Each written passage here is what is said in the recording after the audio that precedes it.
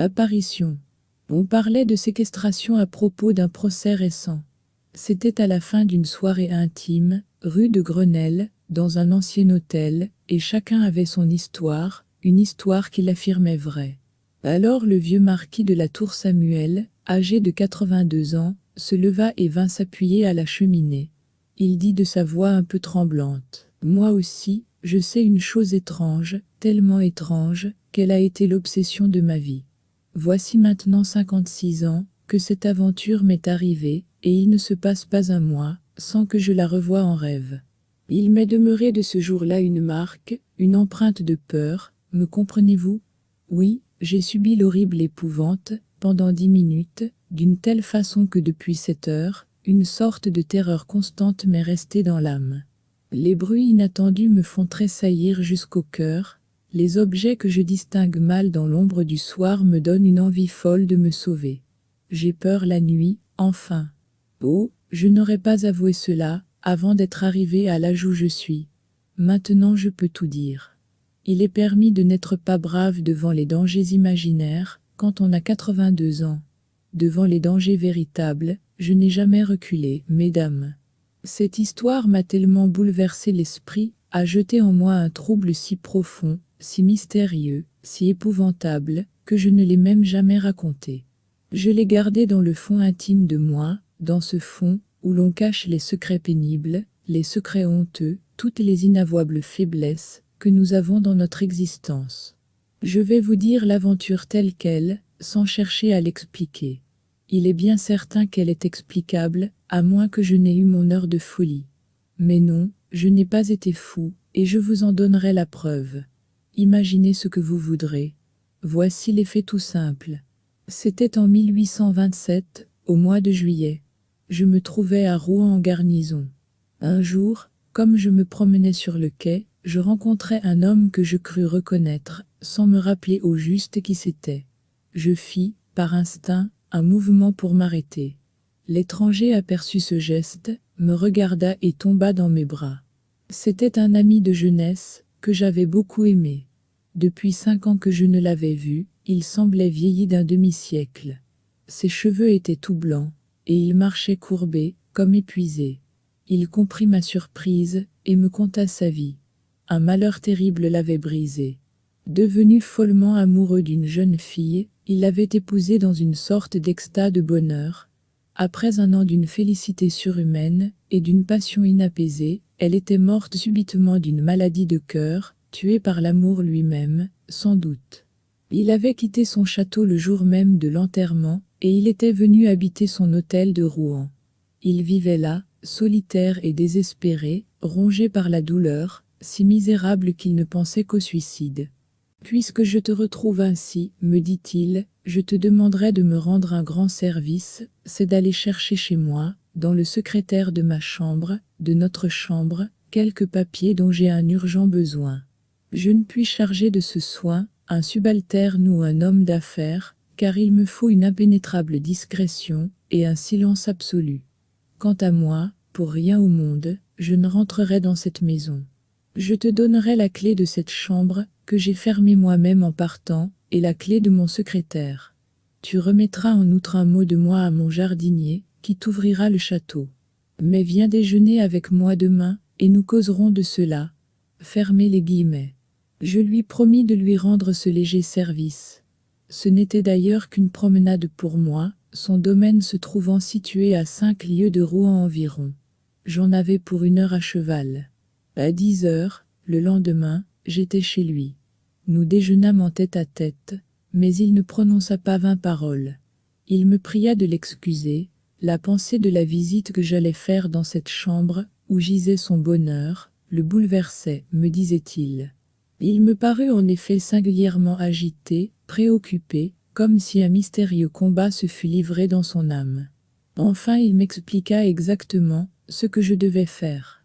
C'était bien simple. Il me fallait prendre 2 paquets de lettres et une liasse de papier enfermée dans le premier tiroir de droite du meuble, dont j'avais la clé. Il ajouta: « Je n'ai pas besoin de te prier de n'y point jeter les yeux. » Je fus presque blessé de cette parole, et je le lui dis un peu vivement. Il balbutia: « Pardonne-moi, je souffre trop. » Et il se mit à pleurer. Je le quittai vers 1 heure, pour accomplir ma mission. Il faisait un temps radieux, et j'allais au grand trot à travers les prairies, écoutant des chants d'alouettes, et le bruit rythmé de mon sabre sur ma botte. Puis j'entrai dans la forêt, et je mis au pas mon cheval. Des branches d'arbres me caressaient le visage, et parfois j'attrapais une feuille avec mes dents, et je la mâchais avidement, dans une de ces joies de vivre qui vous emplissent, on ne sait pourquoi, d'un bonheur tumultueux et comme insaisissable, d'une sorte d'ivresse de force. En approchant du château, je cherchais dans ma poche la lettre que j'avais pour le jardinier, et je m'aperçus avec étonnement qu'elle était cachetée. Je fus tellement surpris et irrité, que je faillis revenir sans m'acquitter de ma commission. Puis je songeais que j'allais montrer là une susceptibilité de mauvais goût. Mon ami avait pu d'ailleurs fermer ce mot sans y prendre garde, dans le trouble où il était. Le manoir semblait abandonné depuis 20 ans. La barrière, ouverte et pourrie, tenait debout on ne sait comment. L'herbe emplissait les allées, on ne distinguait plus les plates-bandes du gazon. Au bruit que je fis en tapant à coups de pied dans un volet, un vieil homme sortit d'une porte de côté et parut stupéfait de me voir. Je sautai à terre et je remis ma lettre. Il la lut, la relut, la retourna, me considéra en dessous, mit le papier dans sa poche et prononça « Eh bien, qu'est-ce que vous désirez ?» Je répondis brusquement « Vous devez le savoir, puisque vous avez reçu là-dedans les ordres de votre maître, je veux entrer dans ce château. » Il semblait atterré. Il déclara « Alors, vous allez dans sa chambre ?» Je commençai à m'impatienter. « Parbleu, mais est-ce que vous auriez l'intention de m'interroger, par hasard ?» Il balbutia « Non, monsieur, mais c'est qu'elle n'a pas été ouverte depuis la mort. Si vous voulez m'attendre 5 minutes, je vais aller voir si... » Je l'interrompis avec colère. « Ah, ça, voyons, vous fichez-vous de moi? Vous n'y pouvez pas entrer, puisque voici la clé. » Il ne savait plus que dire. « Alors, monsieur, je vais vous montrer la route. Montrez-moi l'escalier, et laissez-moi seul. Je la trouverai bien sans vous. » Mais, monsieur, cependant, cette fois, je m'emportai tout à fait. « Maintenant, taisez-vous, n'est-ce pas, ou vous aurez affaire à moi. » Je l'écartai violemment, et je pénétrai dans la maison. Je traversai d'abord la cuisine, puis 2 petites pièces, que cet homme habitait avec sa femme. Je franchis ensuite un grand vestibule, je montai l'escalier, et je reconnus la porte indiquée par mon ami. Je l'ouvris sans peine et j'entrai. L'appartement était tellement sombre, que je n'y distinguai rien d'abord. Je m'arrêtai, saisi par cette odeur moisie et fade des pièces inhabitées et condamnées, des chambres mortes. Puis, peu à peu, mes yeux s'habituèrent à l'obscurité, et je vis assez nettement une grande pièce en désordre, avec un lit sans drap, mais gardant ses matelas et ses oreillers, dont l'un portait l'empreinte profonde d'un coude ou d'une tête, comme si on venait de se poser dessus. Les sièges semblaient en déroute. Je remarquai qu'une porte, celle d'une armoire sans doute, était demeurée entr'ouverte. J'allai d'abord à la fenêtre, pour donner du jour, et je l'ouvris, mais les ferrures du contrevent étaient tellement rouillées, que je ne pus les faire céder. J'essayai même de les casser avec mon sabre, sans y parvenir. Comme je m'irritais de ces efforts inutiles, et comme mes yeux s'étaient enfin parfaitement accoutumés à l'ombre, je renonçai à l'espoir d'y voir plus clair, et j'allai au secrétaire. Je m'assis dans un fauteuil, j'abattis la tablette, j'ouvris le tiroir indiqué. Il était plein jusqu'au bord. Il ne me fallait que 3 paquets, que je savais comment reconnaître, et je me mis à les chercher. Je m'écarquillais les yeux à déchiffrer les suscriptions, quand je crus entendre, ou plutôt sentir un frôlement derrière moi. Je n'y pris point garde, pensant qu'un courant d'air avait fait remuer quelque étoffe.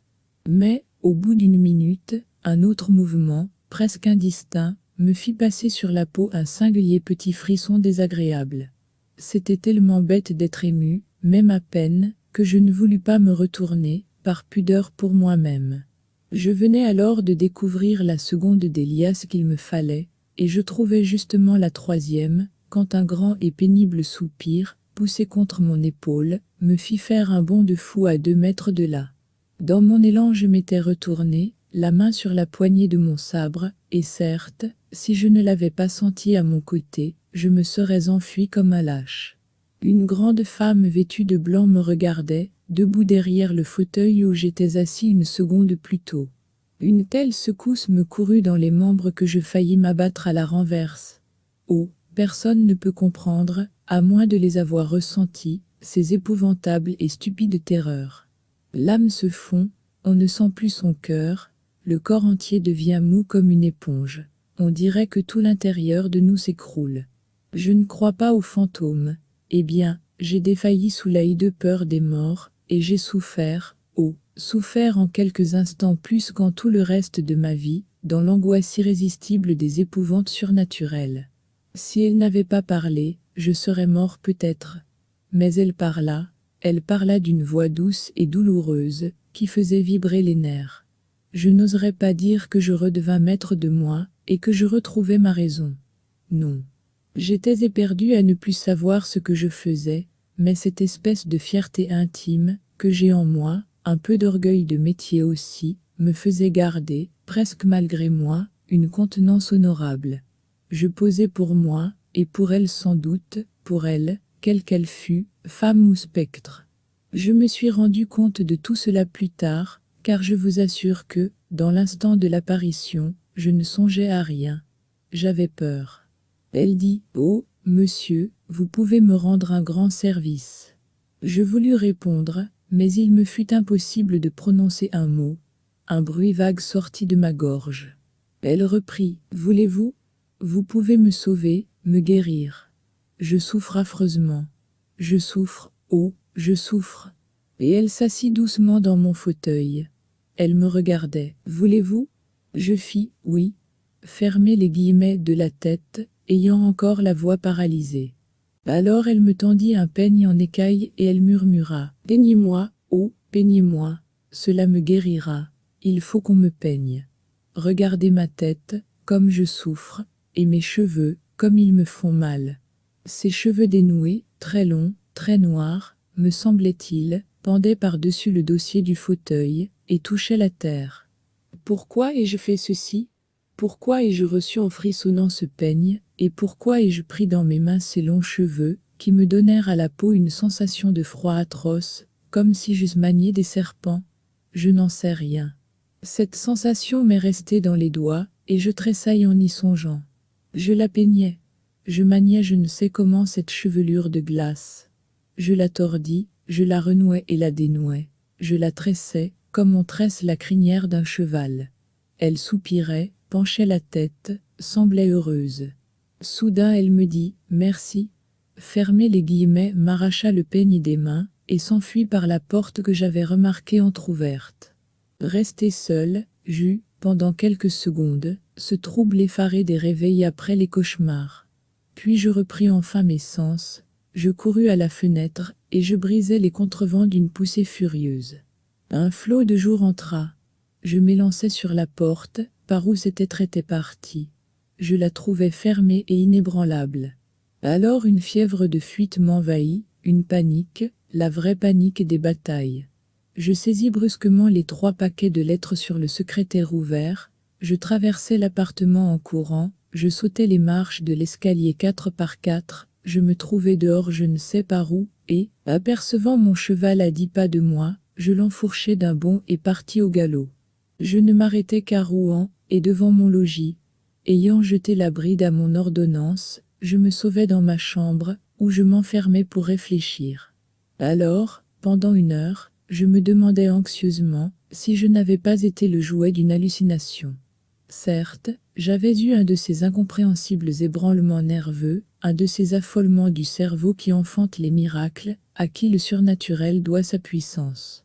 Et j'allais croire à une vision, à une erreur de mes sens, quand je m'approchais de ma fenêtre. Mes yeux, par hasard, descendirent sur ma poitrine. Mon dolman était plein de longs cheveux de femme, qui s'étaient enroulés au bouton. Je les saisis un à un et je les jetai dehors, avec des tremblements dans les doigts. Puis j'appelai mon ordonnance. Je me sentais trop émue, trop troublée, pour aller le jour même chez mon ami. Et puis je voulais mûrement réfléchir à ce que je devais lui dire. Je lui fis porter ces lettres, dont il remit un reçu au soldat. Il s'informa beaucoup de moi. On lui dit que j'étais souffrant, que j'avais reçu un coup de soleil, je ne sais quoi. Il parut inquiet. Je me rendis chez lui le lendemain, dès l'aube, résolu à lui dire la vérité. Il était sorti la veille au soir et pas rentré. Je revins dans la journée, on ne l'avait pas revu. J'attendis une semaine. Il ne reparut pas. Alors je prévins la justice. On le fit rechercher partout, sans découvrir une trace de son passage ou de sa retraite. Une visite minutieuse fut faite du château abandonné. On n'y découvrit rien de suspect. Aucun indice ne révéla qu'une femme y eût été cachée. L'enquête n'aboutissant à rien, les recherches furent interrompues. Et, depuis 56 ans, je n'ai rien appris. Je ne sais rien de plus.